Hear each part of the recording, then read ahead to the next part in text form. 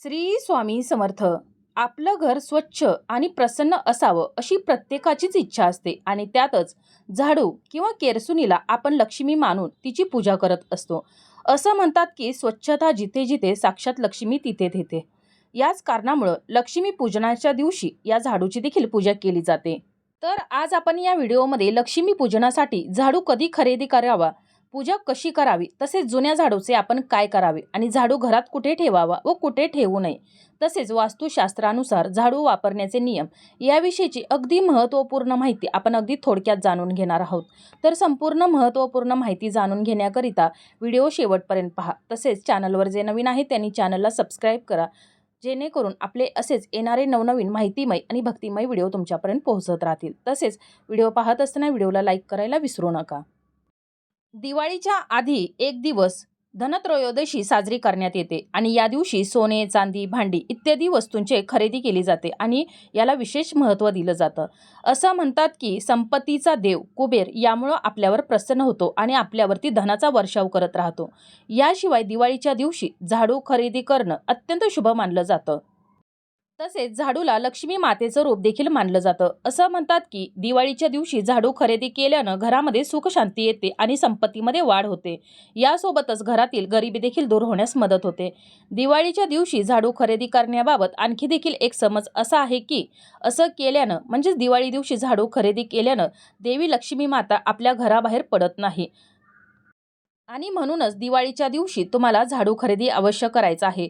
झाडूमध्ये धनाची देवी लक्ष्मी माता वास करत असते. अशा परिस्थितीत जर तुम्हाला तुमच्या घरच्या लक्ष्मीचा कायमचा तुमच्या घरामध्ये वास हवा असेल तर दिवाळीच्या दिवशी तुम्ही अवश्य झाडू खरेदी करावा आणि कोणत्याही मंदिरात जाऊन एक झाडू, नवा झाडू दान करायचा आहे. एवढंच नाही तर नवीन घरात प्रवेश जर करत असाल तर झाडू घेऊनच प्रवेश करावा. असं करणं अत्यंत शुभ मानलं जातं आणि या दिवाळीत आपल्याला या झाडूची अवश्य खरेदी करायची आहे आणि त्याची पूजा देखील करायची आहे. आणि त्यानंतर दुसऱ्या दिवसापासून म्हणजे दिवाळीच्या दुसऱ्या दिवसापासून आपल्याला या झाडूचा वापर अवश्य करायचा आहे. तसेच झाडूचा योग्य वापर जर केला तर आपल्या जीवनातील अनेक प्रकारच्या समस्या आणि दुःख दूर होण्यास मदत होते. परंतु असं जर करत असताना तुमच्याकडून जर चुकून जरी झाडूचा जर अपमान झाला तर धनाची देवी लक्ष्मी मातेचा देखील अपमान होतो. त्यामुळं आपल्याला त्याबाबत देखील विशेष काळजी घेणं गरजेचं आहे. लक्ष्मी पूजनाचा झाडू धनत्रयोदशीच्या दिवशी खरेदी करून आणावा. लक्ष्मी घरात आणण्याचा हा अत्यंत शुभ दिवस मानला जातो. त्याचबरोबर झाडू खरेदी करत असताना आपल्याला एका गोष्टीची विशेष काळजी घ्यायची आहे, ती म्हणजे आपल्याला प्लॅस्टिकचा झाडू खरेदी करायचा नाही. त्याचबरोबर हा झाडू खरेदी करत असताना त्याच्या काड्या खराब नाहीत याकडे देखील आपल्याला विशेष लक्ष द्यायचं आहे. त्यानंतर लक्ष्मी पूजनाच्या दिवशी झाडू ही देवी मातेच्या स्वरूपात असते, म्हणून तिला घरी आणण्यापूर्वी अलक्ष्मीला घरातून बाहेर काढावं. म्हणजेच लक्ष्मी पूजेची पूजा मांडून झाल्यानंतर घराच्या एका टोकापासून दरवाजापर्यंत झाडू न उचलता झाडत यावा. उंबऱ्यापाशी आल्यानंतर झाडूचा लहानसा भाग तोडून फेकून द्यायचा आहे आणि म्हणायचं आहे अलक्ष्मीचा नाश हो. तसेच आपण ज्या वेळेला झाडू खरेदी करत असतो तर त्यावेळेलाच आपण हळदी कुंकू घेऊन जायचं आहे, अक्षता घेऊन जायच्या आहेत आणि तिथंच आपल्याला या झाडूची पूजा करायची आहे आणि मगच आपल्याला घरी आणायचं आहे. त्यानंतर आपली जी जुनी केरसुनी आहे, झाडू आहे, तर तो घराबाहेर ठेवायचा आहे आणि आणि जुनी केरसुनी झाडू आपल्या घराच्या बाहेर ठेवायचा आहे आणि नव्या केरसुनीची आपल्याला पुन्हा पूजा करायची आहे. तसेच जुनी जी केरसुनी असेल किंवा झाडू असेल तर तो सहसा शनिवारी किंवा अमावस्येच्या दिवशी घराच्या बाहेर काढायचा आहे आणि अशा ठिकाणी आपल्याला ठेवायचं आहे की जिथं कुणाचा देखील पाय लागणार नाही. तसेच झाडू नेहमी पश्चिम दक्षिण दिशेच्या कोपऱ्याला म्हणजेच नैऋत्येला ठेवायचा आहे. तसेच झाडू देखील लक्ष्मीचं प्रतीक असल्यामुळं तो इतरांना दिसणार नाही, तर अशा ठिकाणी आपल्याला हा झाडू ठेवायचा आहे. तसेच झाडू नेहमी उभा ठेवायचा आहे. झाडण्याची बाजू कायम खाली असावी अशा पद्धतीनं आपल्याला झाडू ठेवायचा आहे. तसेच झाडू हा स्वयंपाकघर, देवघर किंवा बेडरूममध्ये चुकूनही ठेवायचा नाही आणि या झाडूनं कधीही उष्ट अन्न, खरकट अन्न साफ करायचं नाही, उचलायचं नाही. ज्या घरामध्ये झाडूचा उपयोग हा योग्य पद्धतीने होतो तर तिथं लक्ष्मी मातेचा कायम वास असतो, वावर असतो आणि म्हणूनच आपल्याला झाडूचा कायम आदर करायचा आहे. त्याला पाय लागणार आहे नाही याची देखील आपल्याला विशेष काळजी घ्यायची आहे आणि त्याचबरोबर झाडूला कधीही ओलांडू नका. एखादी व्यक्ती जर घराबाहेर जर गेली असेल घरातून तर घर लगेच झाडू नका. अर्ध्या तासानंतर आपल्याला झाडू मारायचा आहे. परंतु घरातून एखादी व्यक्ती जर बाहेर गेली असेल तर लगेचच आपण घरामध्ये चुकूनही झाडू मारायचा नाही.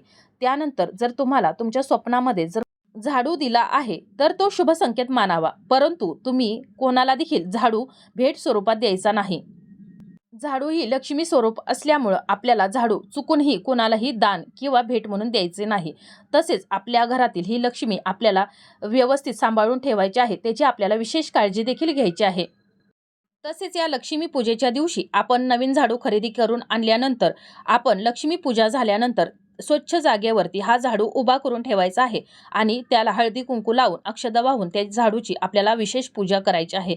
ही पूजा झाल्यानंतर आपल्याला रात्री उशिरा नवीन झाडूनं आपलं घर स्वच्छ करायचं आहे आणि आपल्या घरामधील अलक्ष्मी ही बाहेर काढायची आहे. आणि आपण जर अशा प्रकारे जर घरामधील अलक्ष्मी बाहेर काढली तर लक्ष्मी मातेचा कृपा आशीर्वाद आपल्या घरावरती कायम राहणार आहे. आपल्या घराची भरभराट होणार आहे आणि म्हणूनच आपल्याला या झाडूची विशेष काळजी घ्यायची आहे. जर अशा प्रकारे तुम्ही झाडूची विशेष काळजी घेतली, झाडूचा लक्ष्मी स्वरूप मानून जर दररोज आपण या आपल्या घरामध्ये दिवाळीलाच नव्हे तर दररोज आपण सकाळ संध्याकाळ या झाडूची विशेष पूजा केली तर आपल्या घरामध्ये लक्ष्मीचा कायम वास राहणार आहे. लक्ष्मी मातेच्या कृपेने आपल्या घराची भरभराट होणार आहे आणि आपल्या घरामध्ये कायम सुखसमृद्धी राहणार आहे आणि आपल्या घरामध्ये कधीही नकारात्मकता येणार नाही. अलक्ष्मीचा वावर आपल्या घरामध्ये कधीही राहणार नाही. तर आशा करते की आपल्याला ही झाडू संबंधित माहिती संपूर्ण समजली असेल. तर तुम्हाला जर ही माहिती समजली असेल तर व्हिडिओला लाईक करा, चॅनलला सबस्क्राईब करा आणि हा व्हिडिओ जास्तीत जास्त शेअर करा, जेणेकरून ही महत्त्वपूर्ण माहिती सर्वांजवळ पोहोचेल आणि याचे पुण्य तुम्हालाच लाभेल. लवकरच भेटू अशाच एका नवीन माहितीमय आणि भक्तिमय व्हिडिओसोबत. तोपर्यंत धन्यवाद.